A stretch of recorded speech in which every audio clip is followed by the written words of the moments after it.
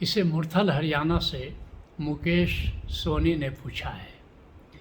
पूछते हैं, यह जगत तुम्हारा ही दर्पण है, संतों के इस कथन का क्या अर्थ है।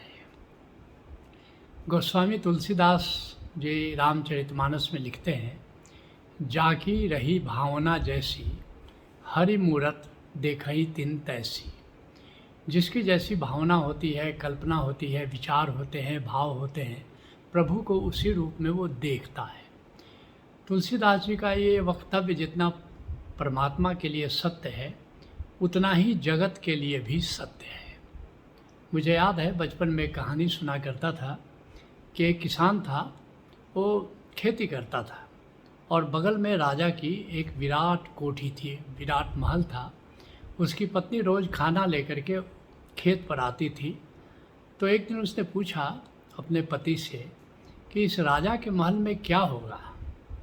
उस किसान ने कहा, अरे पागल, अब क्या बताएं तुमको, अब कितना कोठी का कोठी चावल होगा, कोठी का कोठी गेहूँ होगा, कोठी का कोठी चना होगा और 10-20 गायें होंगी, 15-20 भैंसें होंगी और पता नहीं क्या क्या होगा। अब उस किसान के लिए धनाढ्य होने की कल्पना ही यही है कि कितनी भैंस हो, कितनी गाय हो, कितनी कोठी गेहूँ हो, कितना चावल हो।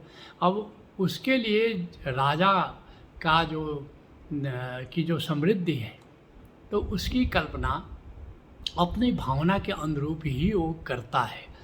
तो इसलिए जैसा हमारा चित्त होता है, जैसा हमारा विचार होता है, जैसा हमारा भाव होता है, हमारा संसार बस वैसा ही दिखता है। मैं तुमको एक घटना बताऊं, जनवरी 1979 की बात है, 79 जनवरी की बात है। मैं अहमदाबाद जा रहा था, रास्ते में माउंट आबू रोड उतर गया। विचार हुआ माउंट आबू देखते हुए चलते हैं। अब रास्ते में ट्रेन में रात हो गई थी, एक व्यक्ति आया और उसने कहा कि आपकी इजाज़त हो तो आपकी सीट के नीचे हम भी सो जाएं। तो मैं कुछ बोलता, इसके पहले मेरी पत्नी बोली, ये चोर लगता है। मैंने कहा कि अरे भाई, रात है और सफ़र है, सो ही जाएगा, क्या कर लेगा। तो उसको मैंने कहा कि कोई बात नहीं, कोई बात नहीं, सो जाओ। रात 2 बजे उठा और उसने कहा कि आपका बहुत बहुत धन्यवाद, तो मेरा स्टेशन आ गया, मैं उतर जाता हूँ। मैंने कहा हाँ ठीक है। उसको मैंने प्रेम से विदा दिया, चादर ओढ़े हुए था। तो जब वो चला गया, मैंने सोचा कि मैं पत्नी को बताऊंगा कि देखो कितना शरीफ आदमी था, जाते जाते धन्यवाद देकर गया। लेकिन जब माउंट आबू रोड पर सवेरे ट्रेन उतरी और हम लोग सामान उतारने लगे तो ताला सारे टूटे हुए थे और सामान ऊपर से जितना कपड़ा वो भर सकता था उतना कपड़ा भर लिया था, चादर ओढ़े था तो पता नहीं चला। स्टेशन पर जब उतरे और ये सब हालत हुई तो पत्नी का, मैंने कहा था ना आपको कि चोर दिखता है, आप माने नहीं, आपको सब लोग सज्जन दिखाई पड़ते हैं। खैर एनीवे, जब हम लोग माउंट आबू गए, वहाँ शाम को मैंने कहा कि जल्दी करिए, सूर्यास्त यहाँ का बड़ा सुंदर होता है, सूर्यास्त देखने चलते हैं। तो वहाँ पर सूर्यास्त देखने चले गए। मैंने कहा वाह क्या बात है, कितना सूरज सुंदर ढल रहा है, बहुत ही सुंदर है। पत्नी का कोई रिस्पांस नहीं मिला। मैंने कहा कि आप कुछ कह नहीं रहे हो, इतना सुंदर है। लाइक खाक सुंदर है, मेरे बच्चों के कपड़े चले गए, आपको सूरज सुंदर दिखाई दे रहा है। अब देखो जैसा चित्त है, जैसी खिन्नता है, अब उनको सूरज भी ढलता हुआ वैसा ही दिखाई दे रहा है। तो ये बिल्कुल ठीक बात है कि जैसी मति वैसी गति होती है हमारी। और अब जैसे मैं तुमको बताऊं कि जितने मुसलमान हैं, उनको जितने गैर मुस्लिम हैं, चाहे वो ईसाई हो, हिंदू हो, सिख हो, बौद्ध हो, वो सब काफिर दिखते हैं। काफिर का क्या मतलब हुआ कि नास्तिक, जो परमात्मा में यकीन नहीं करता उसको काफिर कहते हैं। अब उनका खुदा है, जो उनका क्या मतलब है, जो खुदा पर यकीन नहीं करता, गॉड पर यकीन करता वो भी काफिर है। जो परमात्मा या भगवान पर यकीन करता वो भी काफिर है। तो जितने गैर मुस्लिम हैं, और वही नहीं, वो 72 फिरके हैं। अब अलग अलग ढंग से उनका खुदा है। तो एक हर फ़िरका सोचता है कि वो तो ठीक है, बाकी तो 71 काफ़िर हैं। अब उनकी दुनिया कुछ ऐसे, उनके विचार कुछ ऐसे हैं। ठीक ऐसे ही जैसी दृष्टि वैसी सृष्टि। अब कुछ मुसलमान आतंकी हैं, ये चलो ठीक बात है, लेकिन अब हिंदुओं को सारे मुसलमान आतंकी दिखते हैं। ऐसा तो नहीं है कि सारे मुसलमान, कुछ सूफ़ी बंदे भी हैं, बड़े प्यारे लोग हैं, और मुसलमानों में भी कई प्यारे लोग हैं, सब आतंकी तो नहीं है, थोड़े से हैं।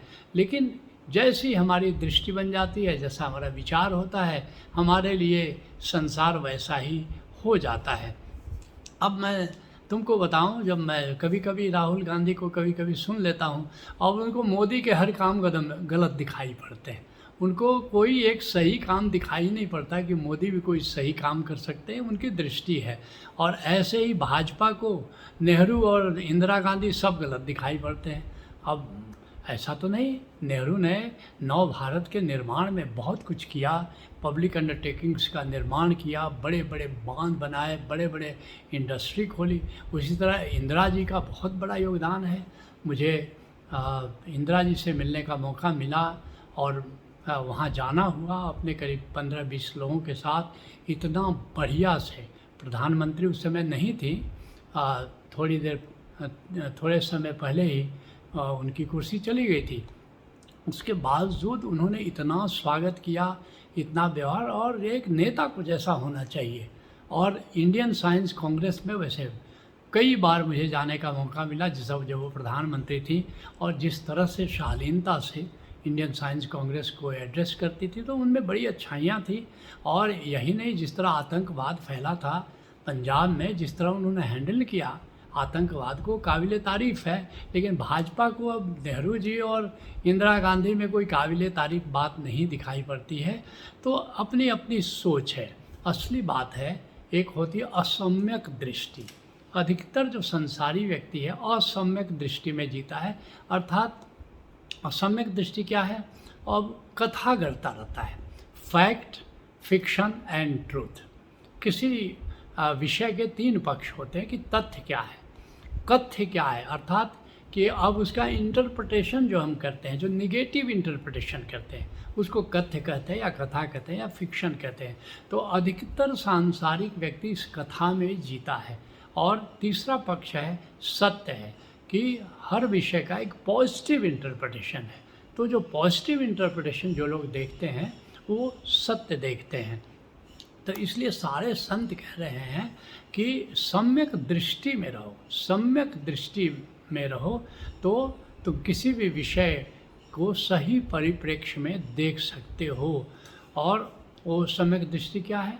गौतम बुद्ध कहते हैं, न परेशम विलोमानी, किसी का दोष मत देखो, किसी का निगेटिव एस्पेक्ट मत देखो।